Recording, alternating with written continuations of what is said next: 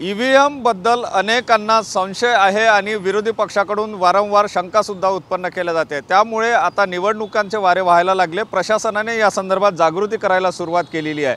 VV पॅट मध्ये हे कशा प्रकारे वोटिंग होते याचं प्रात्यक्षिक जे आहे ते या ठिकाणी दाखवलं जात आहे आणि खरंच ईव्हीएम मध्ये छेडछाड होऊ शकते का हे सुद्धा या ठिकाणी समजून देण्याचा प्रयत्न प्रशासनातर्फे केला जात आहे। शहरात वेगवेगळ्या ठिकाणी अशा प्रकारची गाडी जाऊन त्या ठिकाणी व्हीव्हीपॅट आणि हे सगळं ईव्हीएम मशीन ठेवून या ठिकाणी प्रॅक्टिकल करून दाखवलं जात आहे।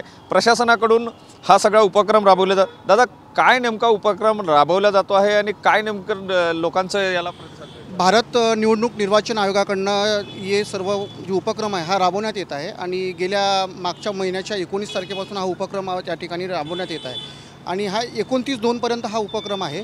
यामध्ये लोकांची जनजागृती आपल्याला या माध्यमातून करायची आहे। म्हणजे व्हीव्हीपॅट, कंट्रोल युनिट आणि आपलं बॅलेट युनिट। आपण जेव्हा बॅलेट युनिटमधून जेव्हा वोट करतो एखाद्या उमेदवाराला, तर त्या बॅलेट युनिटच्या माध्यमातून ज्या उमेदवाराला वोट करतो ते वोट खरंच त्या उमेदवाराला गेलं की नाही किंवा त्याचं जो काही असेल ते या स्लिपच्या माध्यमातून व्हीव्हीपॅटमध्ये आपल्याला पाहायला मिळतं।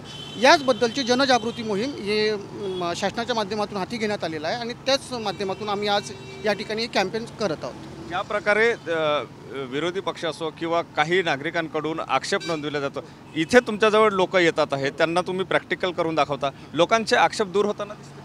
75% लोकांना जे आतापर्यंत डाऊट्स होते, कुणी सांगण्याच्या माध्यमातून असेल, कुठे पाहण्याच्या माध्यमातून असेल, तर 75% डाऊट्स लोकांचे क्लिअर होत आहे आणि जे काही उरलेले 25% लोकांचे ते त्यांची जी मानसिकता बनली असेल त्या माध्यमातून ते या ठिकाणी बोलत आहे। नक्कीच काही लोकांचे डाऊटसुद्धा या ठिकाणी क्लिअर होतात आहे। ज्यांनी आता प्रॅक्टिकल करून बघितलं, काय वाटतं तुम्हाला? ईव्हीएमबद्दल संशय निर्माण केला जातो?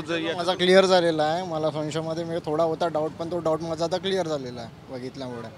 तसा काही प्रॉब्लेम वाटत नाही असा। काय वाटते अशा प्रकारे जागृती सर्वत्र व्हायला पाहिजे, अशा प्रकारे जागृती व्हायला पाहिजे, अवेअरनेस यायला पाहिजे याच्या लोकांना याच्यामुळे आणि याची पण थोडी लोकांना बोलण्या याच्यामध्ये ईव्हीएममध्ये जे होतात त्यामुळे असा कोणता प्रॉब्लेम त्यांना वाटला नाही पाहिजे, त्यासाठी हे आहे।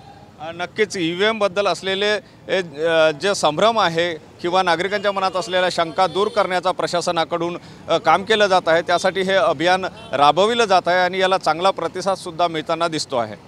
कॅमेरामन सचिन सयामसह सुनील ढगे, TV9 मराठी, नागपूर।